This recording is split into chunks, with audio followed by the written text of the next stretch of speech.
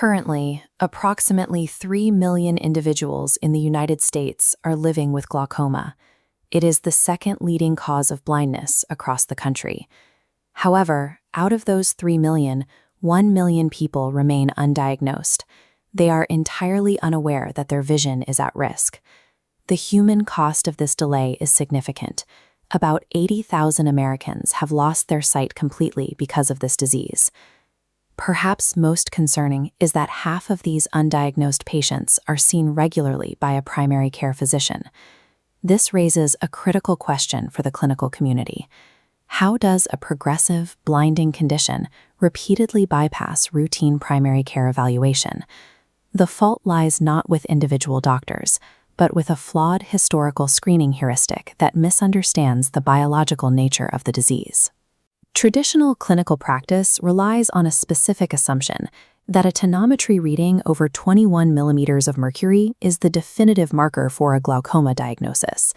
That 21 millimeter cutoff was simply calculated as 2 standard deviations above the population mean of 16 millimeters of mercury.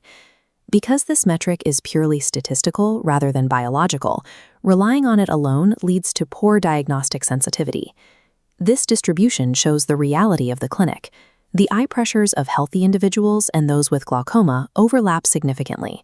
There is a vast volume of active disease hiding directly beneath that arbitrary cutoff.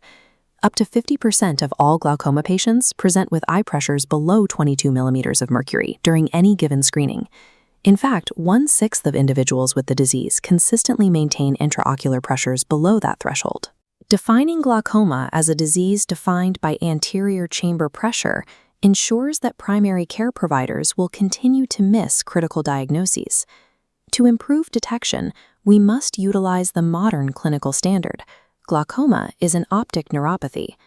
The damage caused by this neuropathy follows a specific, predictable physiological sequence. The process begins at the cellular level with the death of ganglion cells in the retina. This cellular loss triggers subsequent changes within the retinal nerve fiber layer. These fiber layer changes eventually manifest as macroscopic, visible alterations to the optic nerve head itself. It is only after this extensive structural damage has occurred that the patient finally experiences visual field defects. Throughout these early stages of neural death, the patient remains entirely asymptomatic. If a clinician waits for a patient to report visual loss, massive and irreversible damage has already been done. Early interception requires physicians to prioritize the anatomical evaluation of the optic disc over simple symptom checks. The primary indicators of early disease are an increased size of the central cup and a thinning of the disc rim. As the condition progresses, clinicians will see a loss of neural rim tissue, disc hemorrhages, and a broader loss of nerve fibers. These structural markers provide the only effective window for timely intervention. This structural evidence stands in sharp contrast to the functional symptoms that appear in late-stage disease. When vision fails, it follows a specific pattern, starting in the nasal field, followed by paracentral loss, and finally reaching the mid-peripheral field. Functional changes represent the end-stage failure of the optic nerve.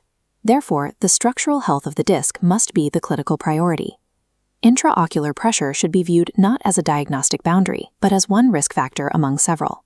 While the probability of damage increases as IOP rises, there is no definitive safe pressure level that applies to every patient.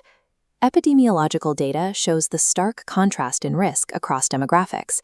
Even at identical pressure readings, the prevalence of disease is significantly higher for African Americans than for Caucasians. Blindness from glaucoma is 3 to 4 times more common in African Americans than in Caucasians.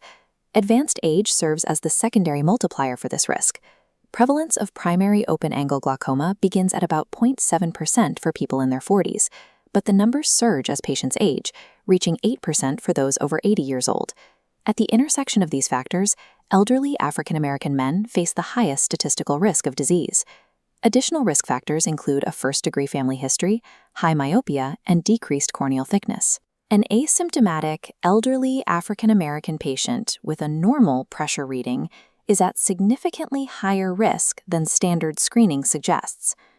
The physical mechanism behind pressure buildup is an increased resistance to the outflow of aqueous fluid. In this model, fluid struggles to pass through a trabecular meshwork that is structurally open but physiologically resistant. This chronic, silent resistance characterizes primary open-angle glaucoma, which accounts for up to 70% of cases. In contrast, angle closure glaucoma involves an acute physical blockage where the drainage angle seals shut, causing a rapid and dangerous pressure spike. While angle closure causes a sudden crisis, open-angle glaucoma silently starves the optic nerve, requiring aggressive, preemptive screening to detect. We have seen that isolated pressure checks fail to capture the anatomical and demographic reality of glaucoma. The solution is a move toward active, multifactorial risk stratification during every routine visit. Physicians must tally compounding demographic variables to determine a patient's true clinical risk. Adding anatomical markers like elevated IOP or high myopia completes the risk assessment. A high compounded risk score demands an immediate referral for a comprehensive ophthalmologic exam, regardless of the patient's current eye pressure. Resources like the Eye Care America project can assist in providing these examinations to at-risk patients at no out-of-pocket cost. Direct evaluation of the optic disc remains the only way to prevent irreversible optic atrophy. By shifting the focus from simple pressure checks to comprehensive risk analysis, primary care providers are the decisive factor in preserving the sight of the